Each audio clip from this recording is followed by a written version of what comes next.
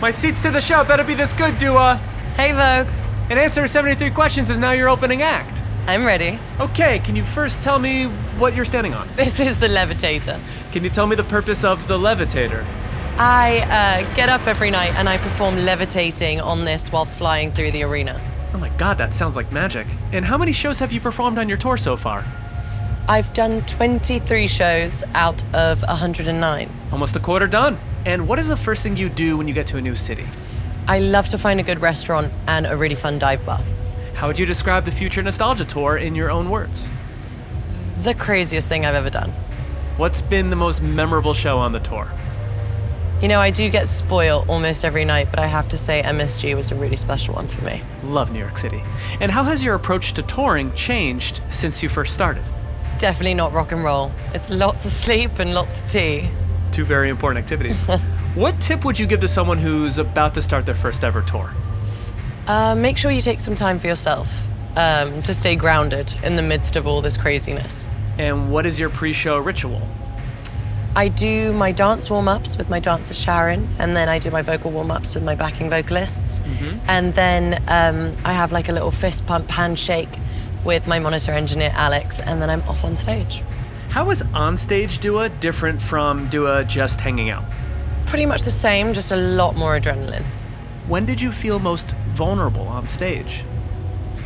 But I dropped my mic at my show in Washington, D.C., and I was not prepared for that, so I think that was probably the most vulnerable moment. What's something people may not know about dancing during a performance? Well, I guess, you know, there's a lot of thinking with dancing and singing at the same time, but sometimes you're just thinking about what's for dinner. Now you have me thinking about dance moves. What would you say is your most famous dance move? I think I'm just gonna have to show you that one. Oh, I was hoping you'd offer that to me. So Dua, you take the stage, the spotlight is on you. What is the perfect experience you want fans to have at your show? I would love them to have a really fun, really sweaty dancing experience where for 90 minutes you can just forget about everything that's happening on outside these walls. Oh, love it. And what's the first thing you look for in a stage outfit? I love something that's comfortable but makes me feel really good. And you wear 4 outfits during the show. How did you go about selecting them? So my show is split up in like 4 acts, and so each outfit tells a different story, from the first one being like the dance size class to the spacesuit at the end. Very cool. Girls, can we do the dance? Because Vogue wanna see it. You ready? That's right. Yeah? All right. Okay. 5, 6, 7, 8. You happy, Vogue? Yes, Dua, you completely made my day. I'll catch up with you guys in a sec. Do you have a message for people who may have made fun of that dance? No, I think the message has been received. Got it. Now, Dua, how do you hope you inspire your fans? I really think, without sounding cliche, if I can do it, you can too. So if you're really passionate about something, then you should really just go for it. That's right. And how old were you when you realized you wanted to be a singer? Well, I dreamt about it from when I was like 4 or 5, but really put it into action when I was 15, when I left Kosovo for London. And what was the first song you ever wrote?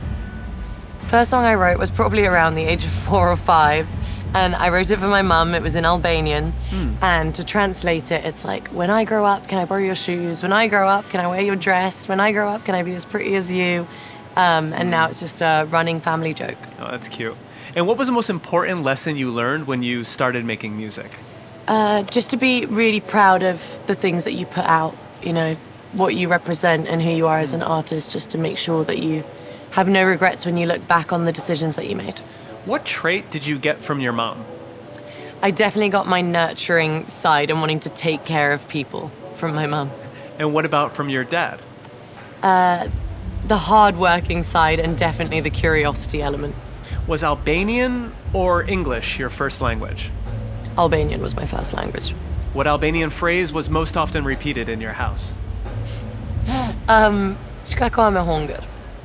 And what does that mean? It means what's for dinner. What was for dinner?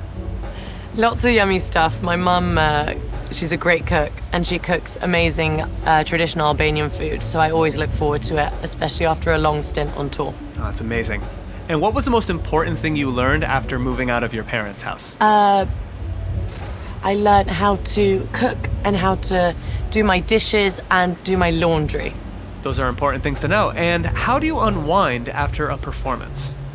I'm still figuring it out. But do you want to follow me and I'll show you something really, really cool? I would very much love to see something cool. Now, Dua, what is the most important thing that travel can do for a person? I feel like it can really just broaden your perspective and your horizons. Now, I need some travel recs. Where should I get the best coffee in New York City? Ludlow Coffee Supply. I love a maple oat latte from there. Best fish and chips in London? Seashell of Lisson Grove. And since we're in Los Angeles right now, where can I see some good art around here? I really love the Broad and LACMA. I think they've got great exhibitions on. Very nice. If you want to follow me, just be careful down these stairs. Cool. And mind your head as well. I wonder where Dua is taking me right now. I'm taking you to the underworld. Oh, I'm ready. And now you're making me crawl. I can't believe how crazy this stage is. Hi, Brando. Hi, darling. This is Marlon, Brando, we like to call him. Hey, Brando. Really. And this is my trolley, and this helps me get from A to B when I'm doing quick change. So you can follow me, and I've got you a little seat for you as well. So we can do this together. Nice. So this is how you do it. All right. So Dua, where do you keep your first Grammy? My first Grammy is on the mantelpiece, on top of the fireplace. That's the perfect location. And out of all the award ceremonies that you've been to, which one would you say has the best after party? The best after party is at the Brits, because English people love to get f***ed up. Well, speaking of going out, have you ever used a dating app? I haven't, no. And what's the worst date that you've ever been on? I once went out on a date with a guy. We went to a party, and then we went to the smoking area, and he just started kissing another girl. How rude is that? All right, let's shift gears. If I give the names of people you work with, can you give me one word to describe them? Just one word? Just one word. Okay. Okay, Elton John. A maverick. Calvin Harris. A polymath. Thanks, Branko. And what about Megan the Stallion? Well, it's not really one word, but the hot girl. Now, who would you say you were most excited to collaborate with on the Future Nostalgia remix? I was really excited to collaborate with the Blessed Madonna. Just getting to work with a female producer for the first time was really special for me, and get to reimagine the album was super cool. That is cool. And what song would you play at a dinner party to get every single person on the floor dancing? Oh, The Time Is Now by Moloko. How did your songwriting approach change between your two albums? I just got more confident, and I trusted myself and my craft. And what is your favorite lyric that you've ever written? I'll sink my teeth in disbelief because you're the one that I want, which is from my song Love Again. So I love your Future Nostalgia tattoo. When did you get that?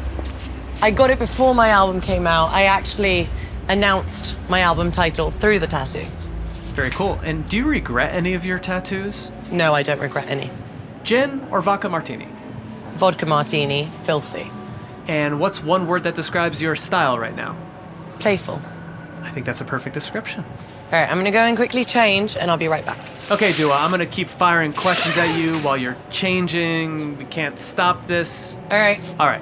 What's the biggest difference between getting ready for a red carpet versus getting ready for a concert? When you're getting ready for a show, especially when you're on tour, it's like the traveling circus. You have a routine. It's so much easier, I feel, whereas I feel like red carpets have a lot more pressure. Totally. And what's the biggest difference between your style 5 years ago versus now? Elevated, darling. And who do you think has the best style in the world? I love Kristen McMenamies. Oh, love her. Whoa! I'm getting pretty good at this quick change thing. Should we go and hang out in my dressing room for a sec? That was amazing. So what is your go-to outfit when you're not working? Working, not working, always in a look. What's something that you would never wear? Crocs. Me too. Stilettos or platforms? Stilettos. Monochrome or multicolored? Multicolored. What was the first designer item that you ever bought? Hey guys. What's up? First designer item I bought were a pair of Alexander McQueen boots that I got when I signed my record deal. I wore them to death. What was your favorite job? My favorite job was working as a hostess in a restaurant in Soho. I had a lot of amazing memories, made some great friends, and some really debaucherous nights. I can imagine. Who can always make you laugh? My siblings, but I think both me and my sister Rena can agree that our brother Jin is the funniest. What was the last list that you made on your notes app? I'd have to have a look. All right, take the list out. Let's have a look. The last list I made was the numerology report that I got from an astrologist. Ooh, can I see it? Okay. Hey, John. Hey, John. So how did you get the idea for Service 95? Service 95, it really came from like my love of lists, list making, going and trying out different restaurants, different places, wanting to share that with my friends. And so I wanted to create a platform where I can do just that. I can also make activism accessible, put stories by incredible journalists that really kind of, they're the kind of stories that you wouldn't necessarily go looking for. Right. And it's an ultimate concierge service, is how I like to see it, from me to you. That's great. And how do you prepare for your podcast interviews? Takes me about 4 or 5 days to do lots of like reading and researching, watching interviews, videos, trying to get an understanding of who my guests are and what are the most interesting questions I could ask them. It's a lot of work. And what's one thing you always travel with? I always travel with my yoga mat. What's the most difficult yoga pose that you've mastered? Crow pose into headstand. I'm not sure what that means, so you'll demonstrate for me? In heels and jeans, I can try. That's great. And I'm gonna be over here and not get in the way of this at all, so.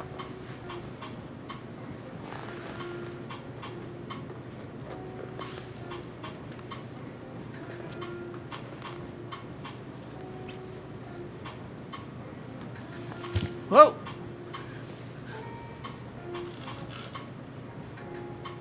And she nails it. 10 out of 10 execution from Dua Lipa. That was amazing, and thank you for showing me that. Of course, anytime. Okay, so one thing I love about you is that you've never shied away from sharing your beliefs. Why is that so important to you? I feel very lucky to have this platform, and so I feel like I need to use it for something that's way bigger than me. Makes sense. And what's a cause that's on your mind right now? I'm actually currently working with the activist Nadia Murad and trying to find out ways on how we can help the Yazidi community. Who inspires you politically? King Bernie. Is there anything that you'd like to set the record straight on? A lot of people ask me if Dua Lipa is my real name, and it is. Noted. And do you have any newer rules that you would like to add to the new rules that you had before? Yes. Make sure you give your friends your phone on a drunk night out so you don't end up drunk calling someone a million times. That's right. And what's one question you're tired of being asked? Are you ready? And last question, question number 73. For everyone watching at home, what is the definitive answer to the question, are you ready? Always. And I'm ready for your performance. Excited to see you on stage. Mwah. Thanks, Dua.